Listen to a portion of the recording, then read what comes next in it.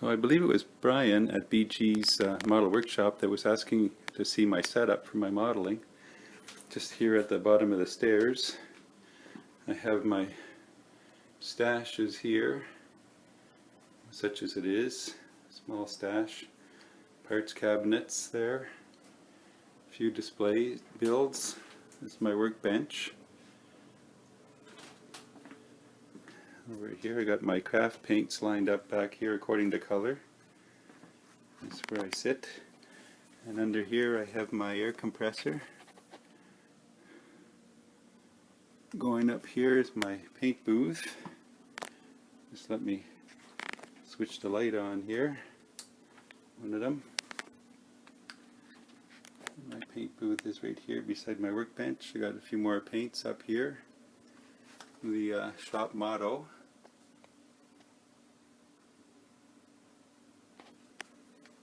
And it's ventilated out through the laundry room. So this is where I do my modeling. I can do a couple at a time here.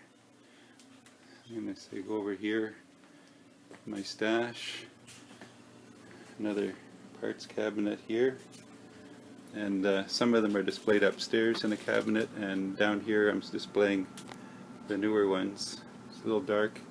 These are cake plates that my neighbor and I have been collecting from the grocery store. You get cookies or cakes in them. Cleaned them up, and I've been using those to display some of the model kits in.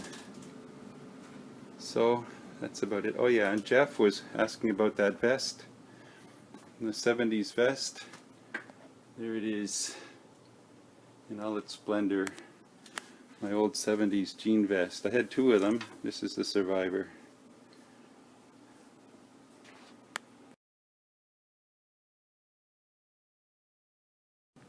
So some of the things I use while I'm modeling, I have this little paint tray from the dollar store. This is just an old yogurt container I use for my water. I have little jars holding my Q-tips and brushes and toothpicks, plastic trays, old tomato paste cans for my brushes. This is a foam thing you get sausages in, so it's got the little ridges for the compartments that just holds my knives and a couple of files and things. And I just have 1x2s under the 2x4s under here just to create a step for the paints. Taken some old 1x3s or 1x4s, drilled 1/8" holes in them, and I can use that for when I'm doing the small parts there. I use these alligator clips with some skewers attached to them, cut off shorter, put them in the holes for parts to dry. Things like that, just things around the house in the dollar store. Paints and glues and all that kind of stuff, parts cabinets. Mat, I have a little drawer in here. I keep some my airbrushing things in and parts in there.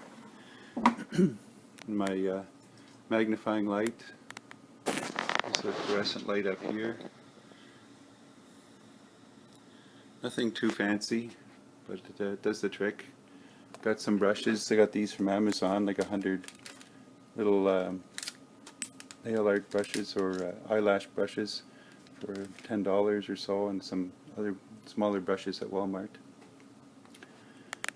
So just things I picked up from watching other folks' YouTube videos and learning as I go. Just a couple other things before I forget. In the paint booth I put a liner in the bottom of one of those puppy pads.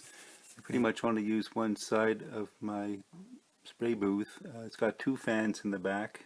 I kind of shoot over to this side.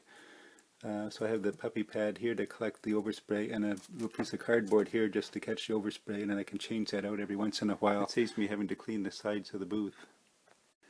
And one more thing I have almost forgot. Over here on the table I have a old metal bread box that I use to put my parts in and my car bodies after I've painted them, and they can dry in there to keep the dust off.